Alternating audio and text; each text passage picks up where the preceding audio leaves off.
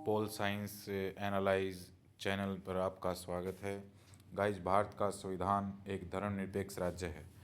भारतीय संविधान की प्रस्तावना में धर्मनिरपेक्ष शब्द 1976 में 42वें संवैधानिक संशोधन द्वारा जोड़ा गया।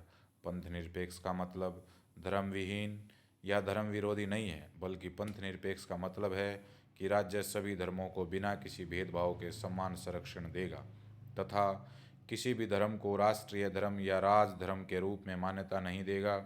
सभी व्यक्तियों को धार्मिक स्वतंत्रता प्रदान करेगा।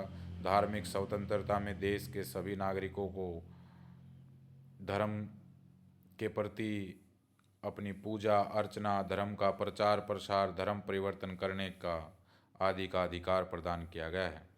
अहमदाबाद में सेंट जेवियर्स कॉलेज बनाम गुजरात राज्य 1975 मामले में सर्वोच्च न्यायालय ने माना कि धर्म निरपेक्षता का अर्थ न तो ईश्वर विरोधी है, न ही ईश्वर समर्थक। यह सिर्फ यह सुनिश्चित करता है कि राज्य के मामलों में ईश्वर की अवधारणा को समाप्त करते हुए धर्म के आधार पर किसी को अलग नहीं किया जाए। धर्म की स्वतंत्रता से संबंधित कुछ भारतीय संविधान के भाग 3 मौलिक अधिकारों में प्रावधान किए गए हैं। अनुच्छेद 25 में यह धार्मिक स्वतंत्रता को बढ़ावा देता है, जिसमें किसी भी धर्म को स्वतंत्र रूप से मानने, अभ्यास करने और प्रचार करने का अधिकार शामिल है।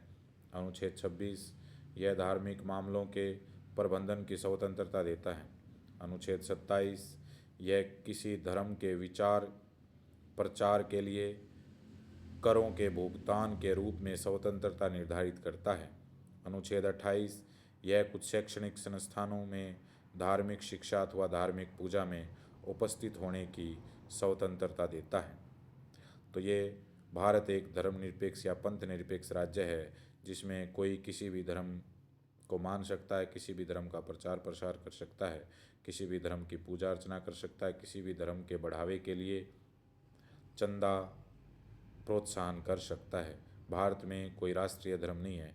जैसे पाकिस्तान का राष्ट्रीय धर्म इस्लाम है, नेपाल का राष्ट्रीय धर्म हिंदू है और श्रीलंका का राष्ट्रीय धर्म बौद्ध है। ऐसे भारत का कोई राज धर्म या राष्ट्रीय धर्म नहीं है, इसलिए भारत एक पंथ निरपेक्ष राज्य है। धन्यवाद।